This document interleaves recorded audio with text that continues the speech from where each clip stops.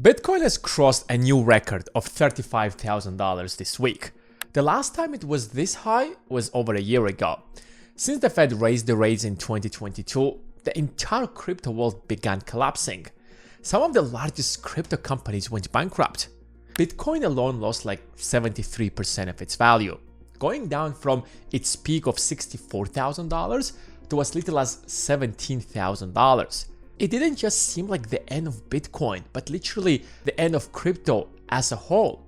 But that was just the beginning, because the indictment of Sam Bankman-Fried, or SBF in short, has put the last nail in the coffin and buried crypto. Millions of people lost their life savings. Most of them were enthusiasts who weren't there just for the money, but because they believed in this technology. They believed that Bitcoin is the future of finance and put their life savings on the line. The bankruptcy of FTX crushed confidence in crypto and led to speculations that Binance, which is the world's largest crypto exchange, might go bankrupt as well. So the fact that crypto survived the storm and is now back again at double the amount that it was in 2022 might indicate that the winter is over and crypto might be back again.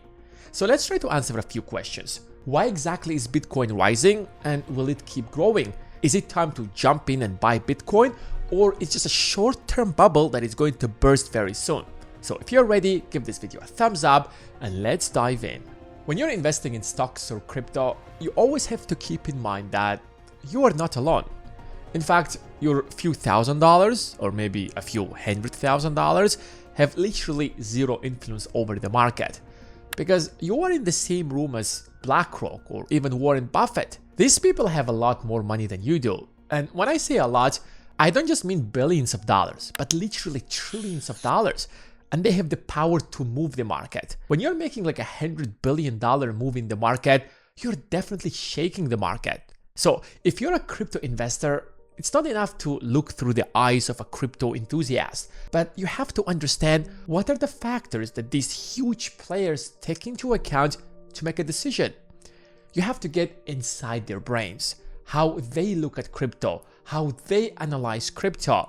That's when you will understand where the market is going to. No matter what you're investing, whether it's like stock market, crypto, or real estate, the end goal of any investment isn't just to enjoy watching how the value of your stocks are growing.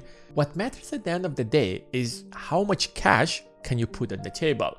Your investments might worth like billions of dollars, but if you can't turn them into real tangible cash, then they're worthless. That's why we have so many paper millionaires or even like paper billionaires. But different businesses have like different business models. They make money in different ways.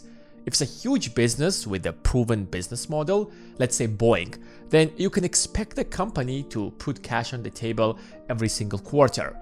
They will invest some of that income into R&D to develop new products, but most of it should go back to investors. So if such a huge company is not bringing cash, then there is something wrong with that company.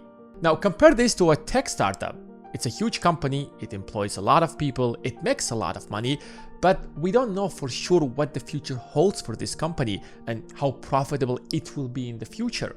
They might be making a lot of money today, but that doesn't mean that they will tomorrow, because their business model is not yet proven. Even Meta, which is literally a monopoly on social media, is not really bringing cash to the table and prefers to reinvest all of their money back into the company because the competition is fierce. They were almost overthrown by Snapchat and then by TikTok. The only reason that people are investing in these companies is because they believe that sometime in the future, they will make a lot of money.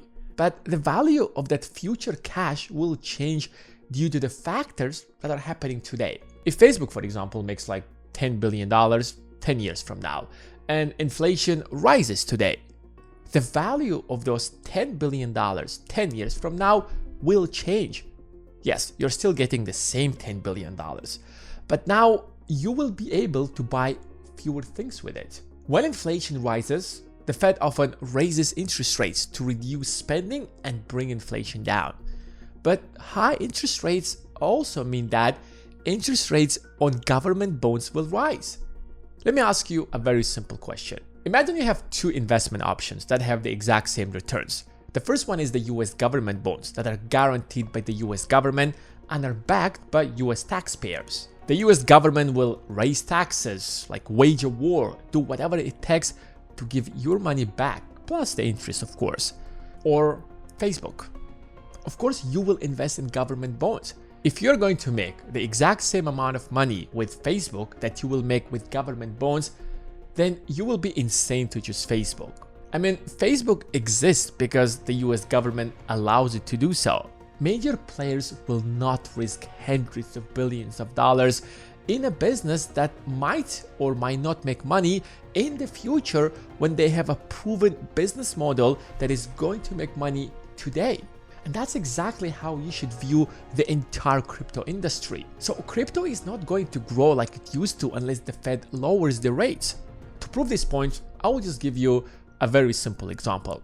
Until 2020, crypto was dead. It was barely growing. You know why? Because interest rates were high. In 2020, the moment the Fed dropped the rates to literally 0%, the crypto exploded.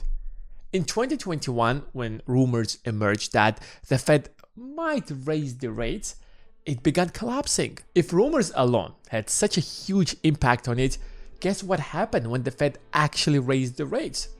Everything collapsed. Not just Bitcoin, the entire industry just ended with the bankruptcy of FTX. Before 2020, Bitcoin collapsed in 2018. Guess why? Because the Fed raised the rates again. Now, if you want to learn how to predict which assets will rise and which ones will fall, learn how interest rates affect the market. That is something we teach in the Intelligent Investing Academy. Now, graduates of the Intelligent Investing Academy view stocks and crypto very differently. They know how things work. They know what are the factors that influences the market. Whether it's stock or crypto doesn't really matter, because that's what we teach in the Intelligent Investing Academy. But let's try to answer the main question of this video. Why did the price of Bitcoin rise even though that interest rates are above 5%? Now, another way to predict the price of any asset, including Bitcoin, is by understanding investors' expectations about the asset. Investors don't really care about what is happening with the asset right now. It might be rising, it might be falling, it doesn't really matter because you can't be making money with it. You already missed the opportunity. So as an investor, what you care about is where the asset will be in the future, because you can take action today and profit from it. So what has been happening with Bitcoin recently? The SEC has like 8 to 10 filings of possible crypto ETFs to approve. That will take crypto to a whole different level. The way you invest in crypto right now is by trying to predict which cryptos will rise. Even though that's the most profitable way to do it, it's also like the riskiest. If you bet on the wrong coin, you can end up losing everything. But a crypto ETF will be a financial company that will invest in multiple stable coins with the biggest potential. So by owning a coin of this ETF, you will automatically own a small fraction of multiple great coins with the biggest potential. So if one of those coins goes down, you won't lose much because other coins in that portfolio will stabilize the coin. In fact, the ETF coin will most likely keep growing because most of the coins will be growing. It's exactly like the S&P 500. When you invest in the S&P 500, you're essentially investing in the top 500 US companies. Now, regardless of what happens to the market, your risks are minimum.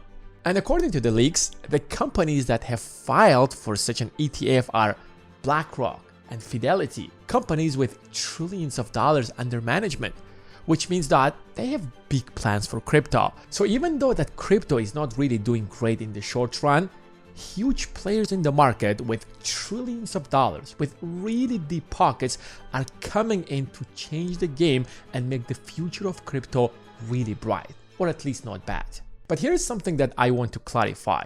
As long as interest rates are high, there won't be any crypto boom in the coming future, because high interest rates will not allow that to happen, even though that we have such a huge players in the market with deep pockets who want to make really great changes in the market. So don't assume that crypto is going, or Bitcoin in particular, is going to go to $70 or $80 or $100,000 in the coming future. As long as these players are coming, that means that the price of Bitcoin will slightly keep increasing, and there will be, of course, a lot of fluctuations. Now, here's the thing. This is not financial advice, and I don't encourage you to buy or sell crypto or any other asset. But what I definitely encourage you to do is to become a top G investor. And that's what the Intelligent Investing Academy will turn you into. Thanks for watching, and I will see you in the next one.